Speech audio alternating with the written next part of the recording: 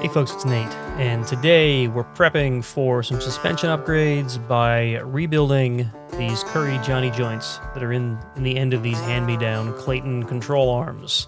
So stay tuned if you want to learn how to remove and replace the bushings in a Curry Johnny joint with a shop press.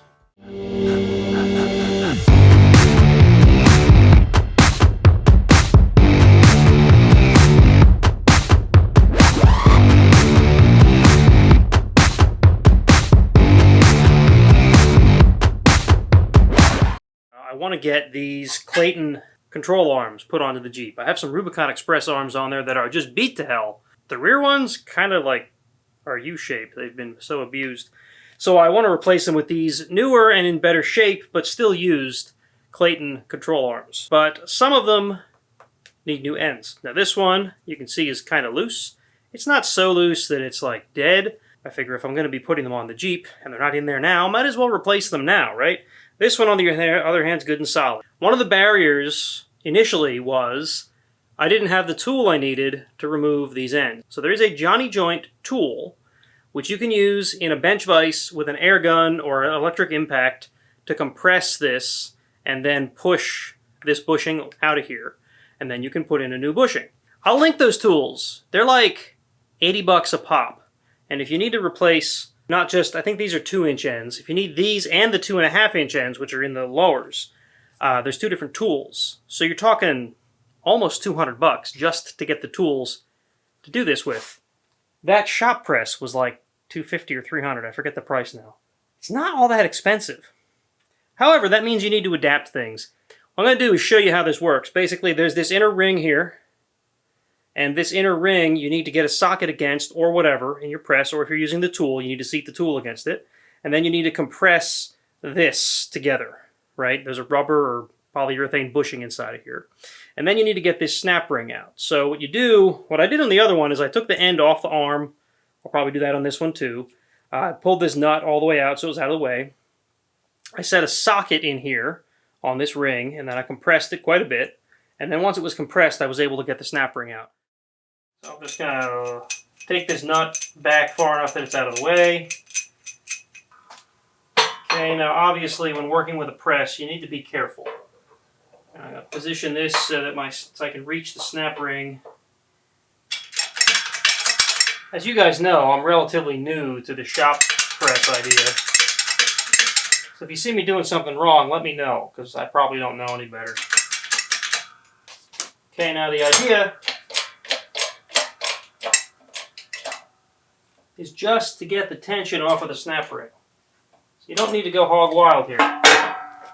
My snap ring pliers are just a hair too small for this, so I need to really mess with them to get in there. This one's going a lot easier.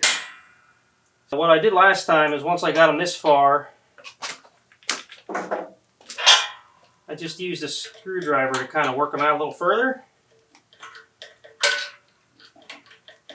And if they don't come out all the way, I just released the press, and that forced them out. See? Okay, now we got to get the bushing that's in there out. Let's take our snap ring. I don't have the repair kits yet. I don't know if they come with new snap rings, so I'm retaining these. Okay, now we just got to push it out. So we take this on top of the washer. We did pretty much the same deal, except now we're just going to push it out into oblivion.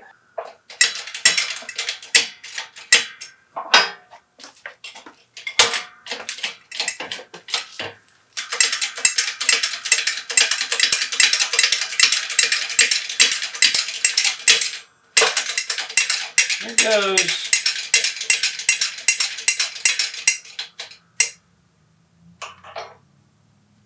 And there they are.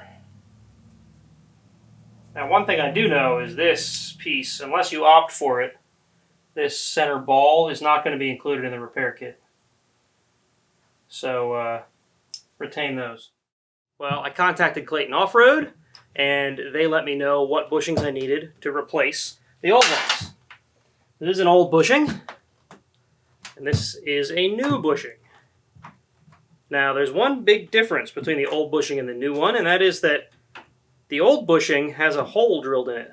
I didn't realize it was drilled in, but it seems as though that did not come that way because this new one has no holes in it. Now, you might ask, why would you want a hole in it? Well, the Zerk fitting for the grease is here. And if you fill that with grease, it goes into this channel on the bushing. And of course, then it spreads around the whole inside and it'll grease the whole outside of this bushing. But no grease will get inside where the ball for the joint rides. So what I've done is I took one of them and I drilled some holes in it and right in that grease channel. So my hope is that when I fill these with grease, those holes will make grease get in with the ball as well, because that's got to be greased, right? Why wouldn't it? That's just silly. Why would you not want grease in there? So anyway, I'm going to work on getting these into those ends. I'm going to drill this one, and I'm going to work on getting them into the ends. If you try to drill these, I tried it with a hand drill, a normal, my electric drill, and I couldn't actually get it to puncture. What I had to do was put it in the drill press, which meant I had to hold it and put the drill press down, which meant I had a nice straight hole, but I couldn't get the drill bit to break through there and hold it steady with the normal drill. So just if you're going to do this, that's a thing you might want to know about. All right, so I got one of these ends back together, so I'm going to try to show you the basic procedure. First of all, I found it is really helpful if you clean out the race that the snap ring has to ride in, because I had a lot of trouble getting that one seated. It's like 90% good. It's about as good as the other ends are, so I'm going to call it good and send it.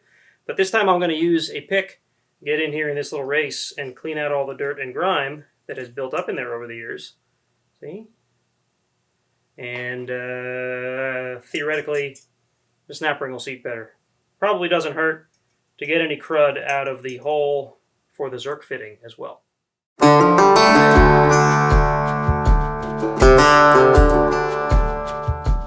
going to try to give you the basics here. So first of all, we got to get this out of its old fitting, or its old bushing.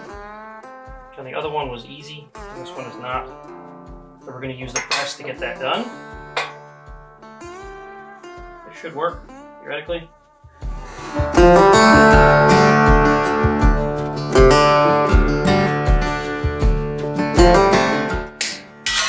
There we go.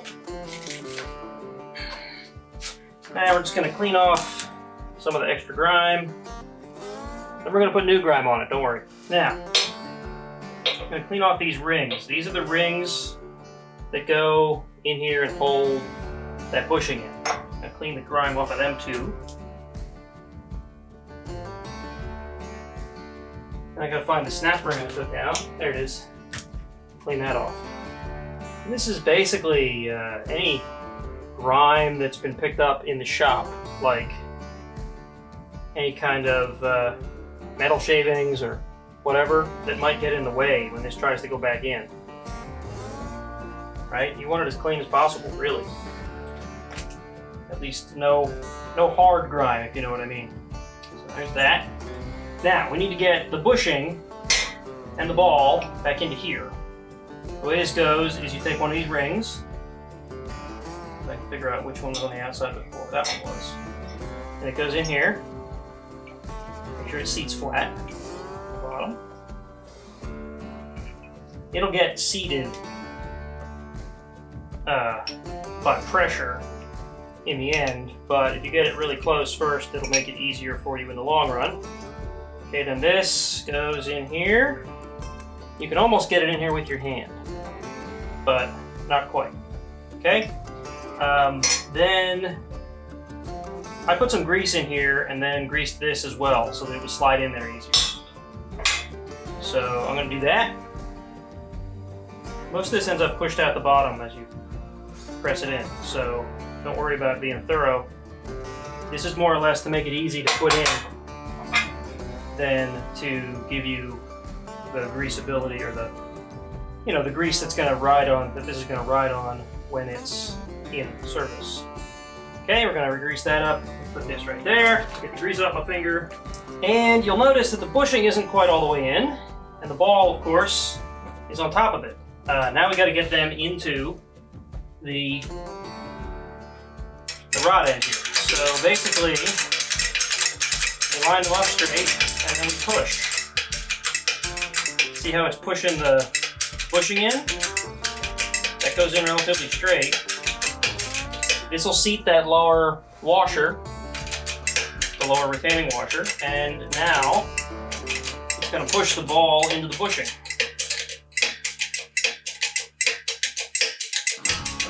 Pop it on this. There we go. Now we need to get the outer retainer on and the snap ring.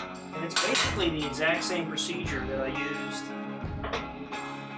to get them out of there. Basically, if this is close to the center, right, close to straight, essentially, then this next part becomes easier, right? So we put this on here, and we're going to take the snap ring and lay it in here. We're going to have to use the snap ring pliers to really get it in there. And then we're going to take that same socket I used to compress it to get it out. We're as close to the middle of the joint as possible and put the joint itself as close to the middle of the press as possible. And then we need to put some pressure on it. Now, you need this to be even pressure, because if it's not even, this will deform the retaining ring. And then it's a nightmare. Ask me how I know. Okay? And we don't need a lot on here. We need enough to clear the snap ring race. Alright folks, I have prevailed.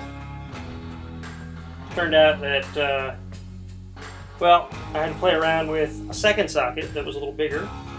And I have this little piece of tube from another project. I think it's 1.5 inches. Happens to be just the right size, so that if you get the snap ring most of the way in, you can press the whole snap ring at once with this, which is not perfect, but it does get you to seat most of the snap ring. And then, if you take a slightly larger socket, this is a 15/16, it's large enough that it won't let the snap ring escape its race, but you can it presses the retaining washer a little more evenly, so it goes down straight, and then you can get this to seat better. So it's kind of a process.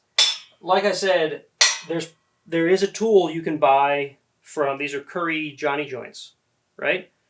You can buy a tool from Curry that lets you do this with an air gun in a vise, right? And that has like a rod that goes down the center, keeps this centered, compresses the whole thing evenly, right? I don't have that tool, but I have this press. So this was a little bit more of a pain in the butt, but I got it done, right? So how do you rebuild Johnny joints? Go ahead and leave a comment. There you have it, a quick and dirty rebuild of a Curry Johnny joint in my Harbor Freight shop press. So if you found this useful, please hit that like button. If you like this sort of content, go ahead and subscribe to the channel.